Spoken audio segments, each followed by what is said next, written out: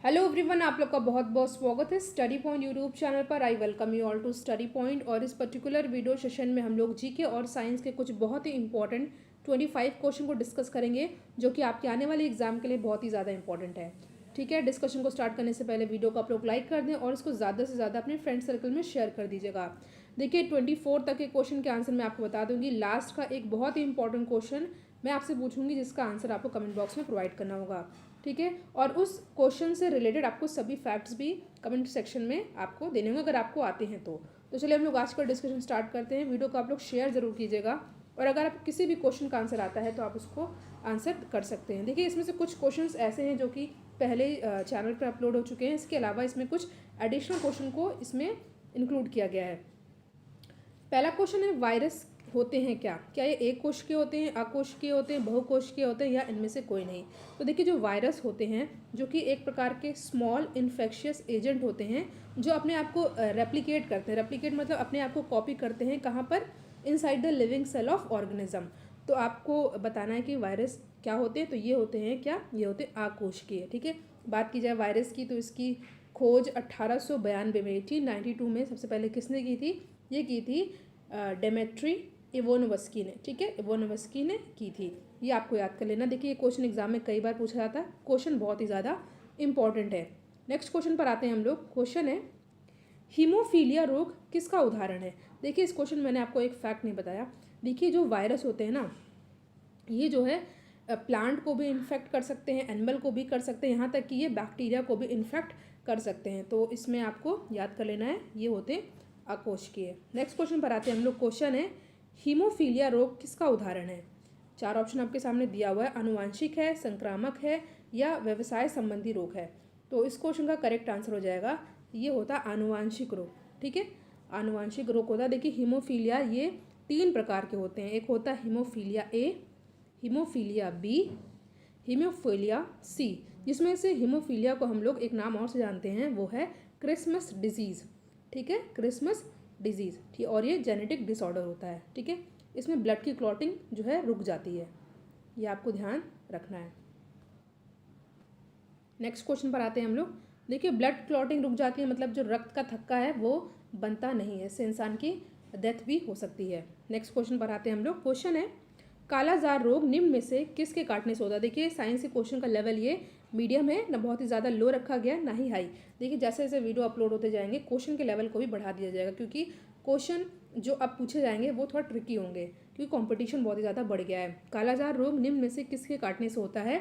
तो ये होता है सैंड मक्खी के काटने से। ठीक है, सैंड मक्खी के काटने से कालाजार रोग हो जाता है। ठीक है, इतना आपको अच्छे से याद रख लेना है।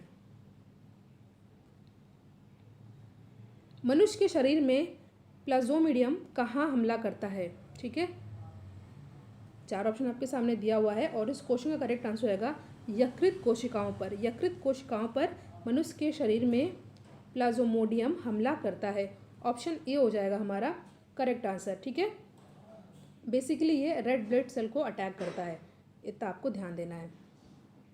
नेक्स्ट है, रक्त के प्लाज्मा में सबसे अधिक मात्रा में क्या पाया जाता है? देखिए बहुत ही पॉपुलर क्वेश्चन है, क्योंकि ये क्वेश्चन एग्जाम में बहुत बार पूछा जाता है। रक्त के प्लाज्मा में सबसे अधिक मात्रा में क्या पाया जाता है? There is 4 option given, hormones, lymph, antibody या जल। और इस क्वेश्चन का करेक्ट आंसर रहेगा जल। ठीक है, जल। देखिए जो रक्त होता है इसमें जो है 55% क्या होता है? प्लाज्मा होता है। ठीक है, 45% क्या होता है? ये होता है इसमें रक्त कणिकाएँ होती हैं, जिसमें होता है RBC, ठीक है, WBC और प्लेटलेट्स। और 45 प्लाज्मा जो है इसमें जो है सबसे अधिक मात्रा में क्या होता है? जल होता है। ठीक है, ध्यान देना है आपको। नेक्स्ट क्वेश्चन है, बाहरी कान का कठोर लचीला भाग किसका बना होता है?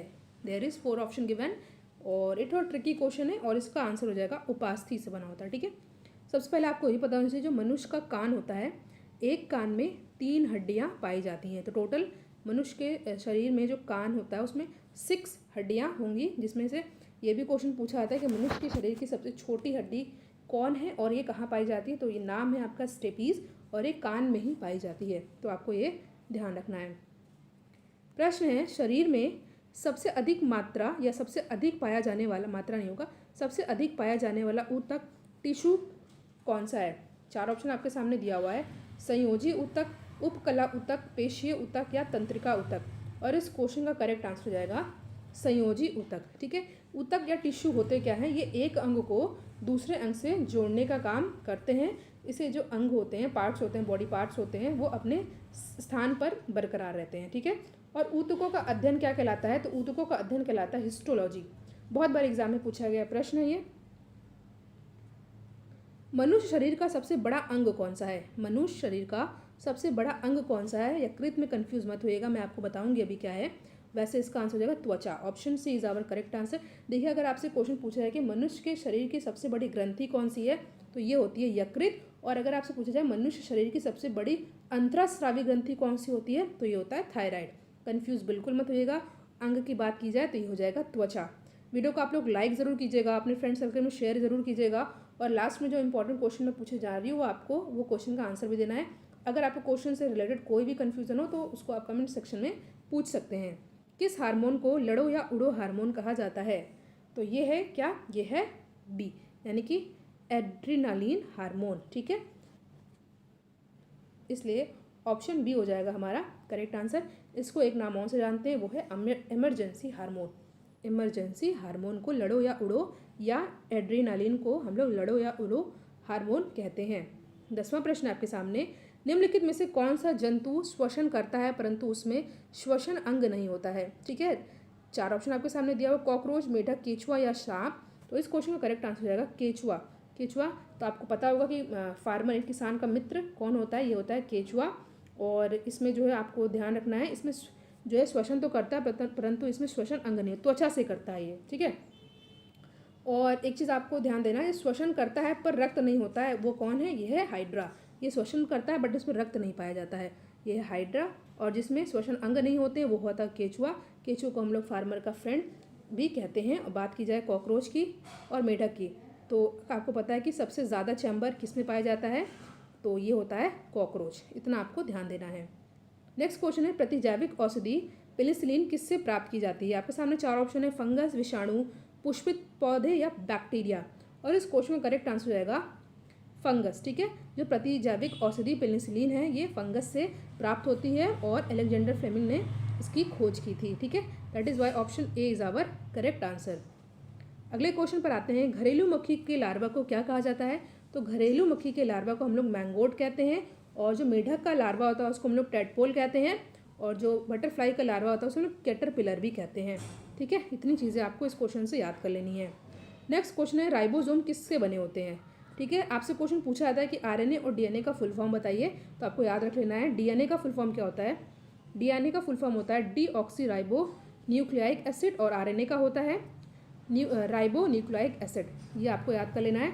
आपसे पूछा गया है कि राइबोसोम किससे बने होते हैं, तो राइबोसोम बने होते हैं किससे, there is 4 option given and the correct answer is RNA और प्रोटीन। ठीक है, आरएनए और प्रोटीन से बने होते हैं ये। एलिसा परीक्षण किस रोग के लिए किया जाता है। चार ऑप्शन आपके सामने, टाइफाइड, पोलियो, कैंसर या एड्स। तो एलिसा परीक्षण किसके लिए किया जाता है, ये किया जाता है एड्स का। और एड्स का फुल फॉर्म मैंने आपसे हमेशा बताया है, ये एक्वायर्ड इम्यूनो डिफिशिएंसी सिंड्रोम। ठीक है, ऑप्शन डी हो जाएगा हमारा करेक्ट आंसर। 1 दिसंबर को क्या बनाया जाता है, वर्ल्ड एड्स डे, ये भी आपको ध्यान रखना है।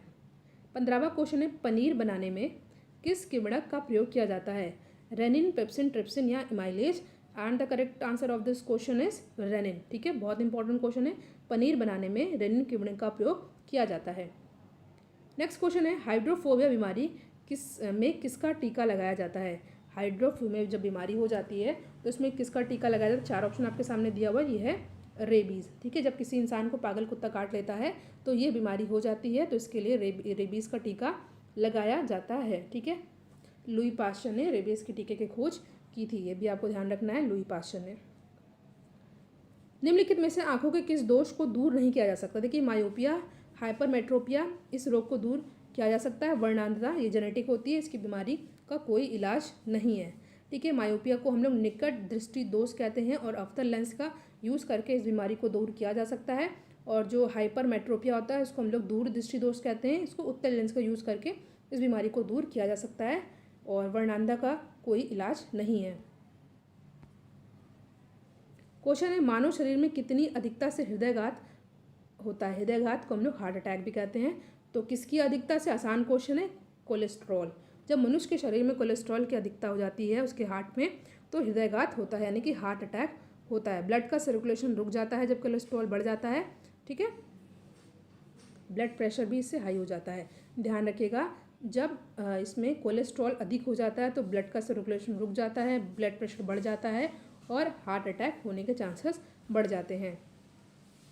मधुमेह रोग किसकी कमी से होता है। 4 ऑप्शन आपके सामने हैं, पेनिसिलिन, इंसुलिन, मेटासिन या इनमें से कोई नहीं। तो मधुमेह रोग किसकी कमी से होता है, इंसुलिन की कमी से होता है और ये एक प्रकार का हार्मोन होता है। 20वां प्रश्न आपके सामने, रक्त की प्रकृति कैसी होती है, अम्लीय, क्षारीय, उदासीन या इनमें से कोई नहीं। देखिए इस क्वेश्चन को सॉल्व करने से पहले आपको कुछ चीज़ें पता होनी चाहिए। देखिए जो pH वैल्यू होती है, अगर इसकी वैल्यू 7 से ज़्यादा हो जाए तो वो क्षारीय हो जाता है, 7 से कम हो जाए तो वो अम्लीय हो जाता है और अगर 7 पर ही रहे तो उदासीन हो जाता है।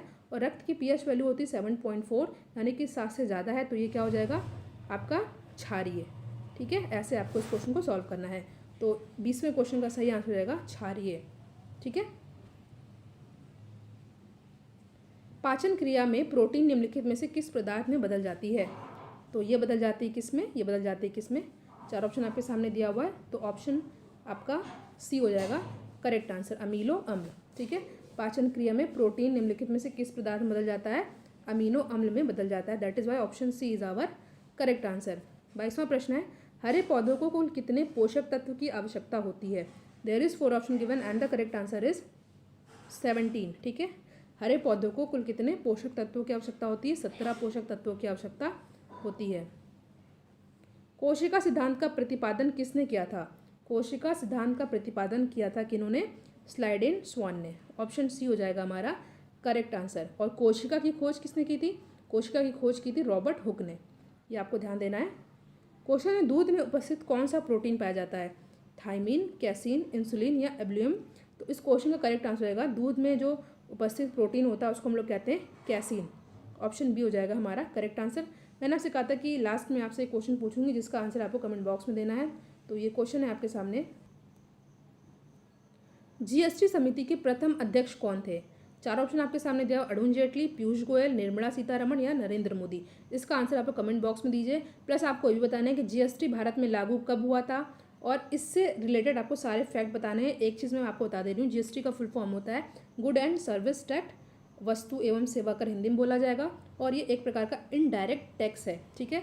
बाकी चीज़ें आपको बतानी है, इससे रिलेटेड लागू कब हुआ था, इसके प्रथम अध्यक्ष कौन थे और जो भी आपको इससे रिलेटेड फैक्ट आते हैं आप इसका आंसर कमेंट बॉक्स में दीजिए। कोई भी डाउट हो आप क्वेश्चन कमेंट सेक्शन में इसका हमसे पूछ सकते हैं। प्लस वीडियो को लाइक एंड शेयर करना मत भूलिएगा। Thank you so much for watching, thank you.